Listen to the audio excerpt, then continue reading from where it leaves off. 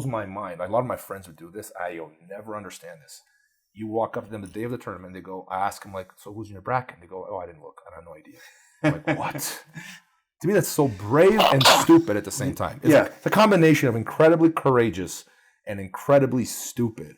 It's the equivalent of like walking into like a fight with your hands down kind of thing. You know, it's like, what? You have no idea who you're going against? I would study my opponents as much information as I could get on them. Like, I'd be terrified of stepping in there not knowing what I'm up against. I know some people have different schools of thought. Like some people like, oh, I won't study video because I don't want to psych myself out. And then other people like, I'm going to study everything and I'm going to create a game plan specifically for this guy.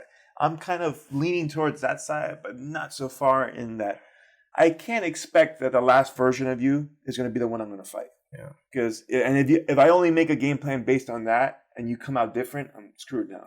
Because I've prepared for something that is not there.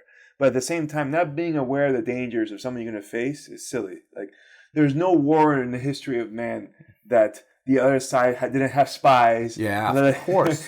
You need the intel. You need to know what you're dealing with. That's as important as warfare itself, as the intelligence. If you read like the Art of War, it's all about spying. It's all intelligence, absolutely. You know, like you need to know what's going on. Yeah. So like, to not look at the other side of the bracket and figure out what your possible matchups are, to me, it's being lazy. It is lazy. And I would say this, like, first of all, I never watch highlights. That's my advice. Never watch highlights because highlights are not real. Highlight is a highlight. It's edited. It is not real. Ignore highlights. Watch tape on your opponents, you know, but I wouldn't do it too close to the competition. I'd do it maybe beginning of camp if MMA or jiu-jitsu, you know, and then you kind of like, okay, watch it once and you have an idea of what's coming. Because you can study in detail. Some people do that, I respect it. But like what I would do is like I'd do a little bit in the beginning and then, okay, this guy's got a really good spider guard. If he gets the lasso guard, I'm screwed. Or he's got really good foot locks, you know, hide my feet the whole time. And the rest of preparation was like based off of my knowledge of where no man's land was going to be, right? But you're right. Like if you keep watching too much, you can turn, you know, like an average fighter into a titan all of a sudden. Like I remember like some of the guys I watch a highlight. I shouldn't have, but like I've seen highlights. I'm like, whoa, this guy's such a monster. And then I watched the actual footage of him fighting. I'm like, huh. Yeah. Drastically different. You know what the perfect analogy is for people? Yeah. Movie trailer.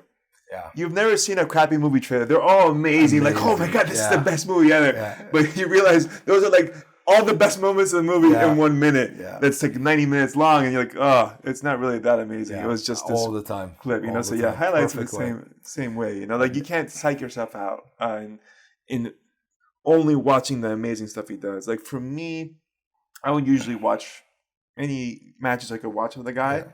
Like you said, like once. And just, okay, I know, and I might take notes. Okay, he's got good, you know, inside heel hook, weak takedown defense, blah, blah, blah. And then my coach could really dig deep if he needs to, right? Like, okay, he's going to then make that analysis. All right, this is where you're weak at and he's strong, and he's going to try to exploit and bring you there, you know, whereas you're going to need to pull him into this part of your game, you know, but like. I think a lot of the watching tape, too, comes down to your coach. And that's different for BJJ and MMA. Before every BJJ practitioner out there starts thinking that his coach is supposed to stop his life. Yeah. You know, because I get that sometimes. I kid you not, man. Like, you know, people like drop me like, hey, can you watch, you know, like 50 fights of my 5-year-old son at Naga? I'm like, bro, I got a lot. I can't, you know, and it's different because in MMA you have a guy who's a professional, should be paying you well. Most of them don't, but like they should be paying you well. Yeah. And it's, you know, it's normal for you to put the time into them preparing for a professional fight in UFC, right? For sure. If you're a BJJ coach and you have 100 plus 200 students, it is not realistic for you to give them that kind of individual attention because you have so many A and B.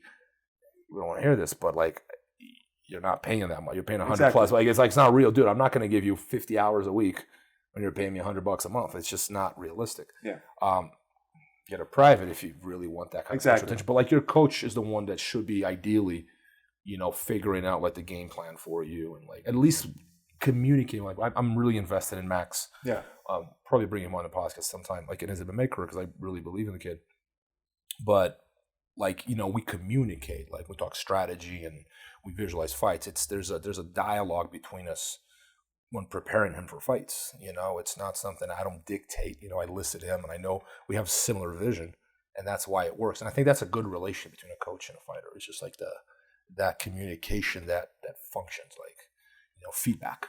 Yeah. It's not dictatorial in a lot of ways, but it is me coaching him based off of his feedback of how he's, what is happening on the ground, sort of thing.